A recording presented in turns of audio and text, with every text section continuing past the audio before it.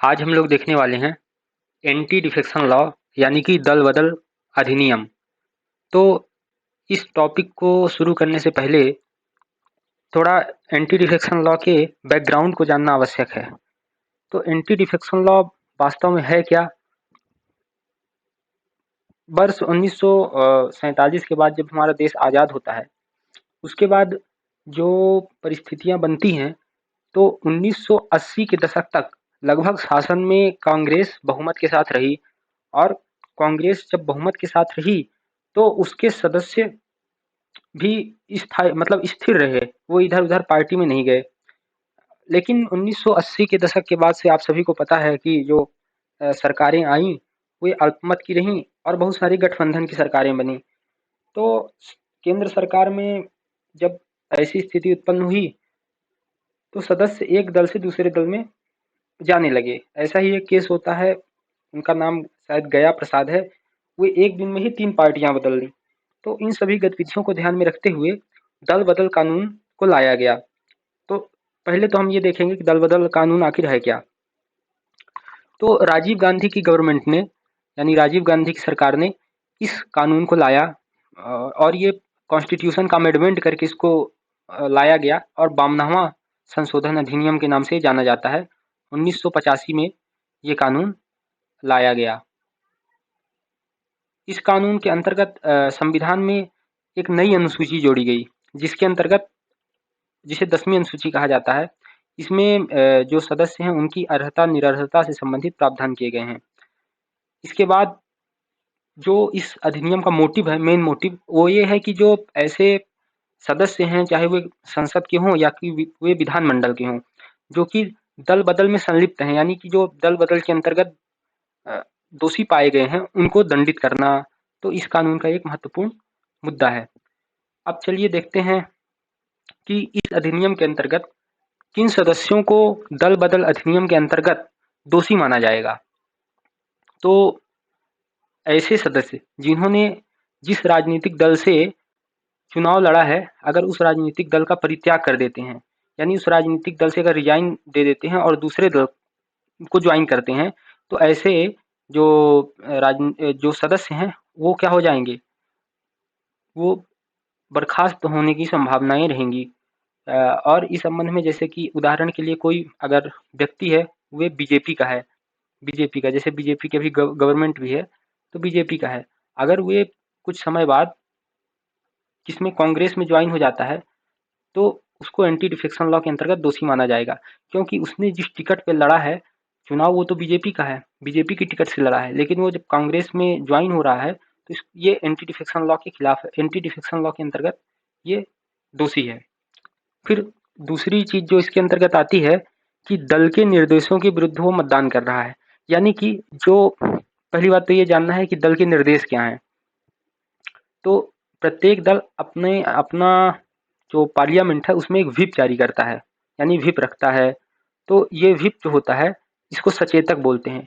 ये क्या करता है कि किसी सदस्य या कि फिर पूरी पार्टी की तरफ से कुछ निर्देश जारी करता है, जैसे गाइडलाइन। तो उन गाइडलाइन को मानना जो सदस्य हैं उनके लिए अनिवार्य है। और अगर कोई भी व्यक्ति जैसे मतलब सदस्य जो उस दल से संबंधित है और उसके नियमों को नहीं फॉलो नहीं करता है, तो ऐसी स्थिति में वो क्या किया जाएगा, बर्खास्त कर दिया जाएगा, बर्खास्त कर दिया जाएगा उसको। और ये बर्खास्त का जो ये बर्खास्त करेगा कौन, ये भी हम लोग आगे जानेंगे। तीसरी कंडीशन आती है कि जो निर्दलीय सदस्य है, यानी कि जो बिना किसी टिकट के, किसी दल के टिकट के बिना जो चुनाव लड़ा है और जो जीता है, अगर वो किसी दल की सदस्यता को स्वीकार कर लेता है, यानी मान लीजिए कोई सदस्य है, वो बिना किसी दल के टिकट से चुनाव जीता है, यानी कि वो अपने दम पे चुनाव जीता है। अगर वो किसी दल को ज्वाइन कर लेता है, मान लीजिए अगर वो बीजेपी को ज्वाइन कर लिया चुनाव जीतने के बाद, तो वो एंटी डिफेक्शन लॉ के अंतर्गत आ जाएगा। चौथी जो बात आती है वो है मनोनीत सदस्य की। ऐसे सदस्य जो मनोनीत किए गए हों, यानी कि जिन्हें राष्ट्रपति ने मनोनीत किया हो, वो अगर किसी भी सदन की सदस्यता को 6 महीने के बाद ज्वाइन करते हैं, तो उनको एंटी डिफेक्शन लॉ के अंतर्गत दोषी माना जाएगा। जो मनोनीत सदस्य होते हैं, वे चूंकि मनोनीत किए जाते हैं, तो उनका संबंध विशेष रूप से किसी दल से अगर होगा भी, तो वो 6 महीने के अंदर ऐसा माना जाता है कि वो कम समय में ही इसको ज्वाइन कर लेंगे। लेकिन जब कुछ समय बाद, जैसे 6 महीने बाद, 1 साल बाद अगर वो किसी दल को ज्वाइन करते हैं, तो सामान्य रूप से इस तरह समझा जाता है कि वे अ, किसी तरह की एक तरह से करार या समझौते के अंतर्गत अगली पार्टी को ज्वाइन कर रहे हैं, जिससे उनको कुछ लाभ हो। तो इन सब कारणों के कारण उन्हें एंटी डिफेक्शन लॉ के अंतर्गत दोषी माना जाएगा। चलिए आगे देखते हैं। अब दल बदल के अंतर्गत कौन नहीं आएगा या किन्हें दल बदल के अंतर्गत दोषी नहीं माना जाएगा। इस कानून के अंतर्गत जो स्पीकर होते हैं सदन के, चाहे वे लोकसभा का स्पीकर हो या राज्यसभा का सभापति या विधानसभा का स्पीकर हो, उनको इस कानून के अंतर्गत दोषी नहीं माना जाएगा, क्योंकि स्पीकर को माना जाता है कि ये निष्पक्ष होते हैं और ये सदन का प्रतिनिधित्व करते हैं, ना कि किसी पार्टी का। तो एक बात तो ये हो गई। दूसरी बात यह है कि अगर किसी दल के सदस्य किसी दूसरे दल में 2/3 बहुमत के साथ विलय हो जाते हैं, यानी कि अगर किसी दल के सदस्य हैं, जैसे मान लीजिए बीजेपी के टोटल अगर माना मैंने जो विधायक हैं अगर वे 90 हैं किसी दल के मान लीजिए, तो अगर अब ये 90 में से जो 60 विधायक हैं या 60 सांसद हैं, वे अगर ज्वाइन कर लेते हैं कांग्रेस को, तो ऐसी स्थिति में इनको दल बदल नहीं माना जाएगा, बल्कि क्योंकि मेजोरिटी में जाकर के ज्वाइन कर रहे हैं, तो इसे माना जाएगा कि ये एक प्रकार से विलय है, पार्टी का विलय है। और जो तीसरा सबसे महत्वपूर्ण बात है वो ये है कि अगर दल किसी को खुद ही बर्खास्त कर दे, यानी कि जैसे कि कोई व्यक्ति है, कोई सांसद है जो कि कांग्रेस का है, तो उसकी गतिविधियां कांग्रेस के खिलाफ दिखाई दे रही हैं, तो ऐसी स्थिति में अगर कांग्रेस उसे बर्खास्त करती है, निष्कासित करती है, तो केवल पार्टी से उसकी सदस्यता चली जाएगी, यानी कि अब वो कांग्रेस का सदस्य नहीं है, उसकी जो पार्लियामेंट में सदस्यता है वो बनी रहेगी। अर्थात दल बदल अधिनियम के अंतर्गत उसे नहीं रखा जाएगा, दोषी नहीं माना जाएगा। अब दल बदल अधिनियम के संबंध में जो निर्णय लेगा वो कौन है, तो लोकसभा में तो लोकसभा का स्पीकर इस संबंध में निर्णय लेगा, यानी कि दल बदल के संबंध में जो निर्णय होगा वो लोकसभा का स्पीकर लेगा लोकसभा के लिए। राज्यसभा में राज्यसभा का सभापति। और एक जो सबसे महत्वपूर्ण बात है और जिसके कारण इस अधिनियम की आलोचनाएं भी होती हैं, वो यह है कि कोई समय सीमा का निर्धारण नहीं किया गया है, यानी कि ना तो स्पीकर को और ना ही सभापति को, ना ही विधानमंडल के जो अध्यक्ष हैं उनको कोई टाइम लिमिट दिया गया है कि वे इस समय सीमा के अंतर्गत अपना निर्णय दें।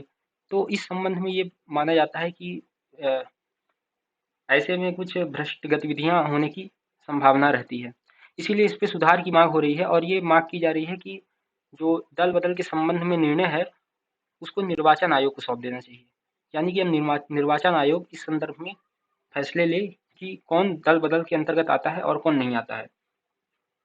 यानी कि ये भी हो सकता है कि निर्वाचन आयोग को ये कार्य दे दें और निर्वाचन आयोग रिकमांड करे, जांच बिठाए, जांच के आधार पे जो रिकमांड करे वो राष्ट्रपति को जाए और राष्ट्रपति इस पे आखिरी सहमति ले। अब दल बदल के संबंध में जो न्यायपालिका का दृष्टिकोण है वो भी थोड़ा देख लेना आवश्यक हो जाता है। तो एक प्रसिद्ध केस है किहोत होलोहान बनाम जाचिल्हू 1992 का केस है, ये बहुत इंपॉर्टेंट केस है। तो इस केस में हुआ क्या, इस केस में जो सुप्रीम कोर्ट है, सुप्रीम कोर्ट ने स्पष्ट कर दिया कि जो पीठासीन अधिकारी है, यानी कि जो अगर लोकसभा है तो लोकसभा का स्पीकर, राज्यसभा का उपसभापति या विधान मंडल का जो अध्यक्ष है, उसके द्वारा अगर किसी सदस्य को अयोग्य घोषित किया जाता है, तो जब किसी सदस्य को अगर अयोग्य घोषित किया गया तो वो सदन की प्रक्रिया का भाग नहीं है। सदन की प्रक्रिया का भाग नहीं है का अर्थ ये है कि हमारे जो संविधान है, संविधान में शक्ति का पृथक्करण है, यानी कि सेपरेशन ऑफ पावर है, जिसमें न्यायपालिका, विधायिका, कार्यपालिका की शक्तियों को पृथक किया गया है। और संविधान में ये बात उल्लिखित है कि जो प्रोसीजर ऑफ पार्लियामेंट है, यानी कि जो सदन की प्रक्रिया है, उसके संबंध में न्यायपालिका कोई हस्तक्षेप नहीं करेगी। तो इस जो केस है किहोत होलोहान, इसमें सुप्रीम कोर्ट ने ये कह दिया कि जो सदन की प्रक्रिया है उसका ये भाग ही नहीं है, क्योंकि ये एक अर्ध न्यायिक प्रक्रिया है। अर्ध न्यायिक प्रक्रिया का मतलब ये है कि जो स्पीकर है वो एक न्यायिक कार्य कर रहा है ना, किसी जो सदस्य है उसको डिस्क्वालीफाई कर रहा है, तो उस पर सुनवाई कर रहा है, तो ये एक प्रकार से इस प्रकार जो सुप्रीम कोर्ट है उसने कहा कि जो फैसला पीठासीन अधिकारी का होगा उसकी जांच सर्वोच्च न्यायालय करेगा। तो अब वर्तमान स्थिति ये है कि सर्वोच्च न्यायालय स्पीकर जो निर्णय देगा किसी सदस्य को डिस्क्वालीफाई करने का, तो उस संबंध में हम लोग सुप्रीम कोर्ट में जा सकते हैं इस चीज को लेकर के। अब चलिए दल बदल से संबंधित एक प्रश्न भी देख लेते हैं, जो कि क्योंकि ये बहुत ही एक तरह से कह सकते हैं कि करंट इशू है और ये बहुत महत्वपूर्ण एक टॉपिक है यूपीएससी के लिए।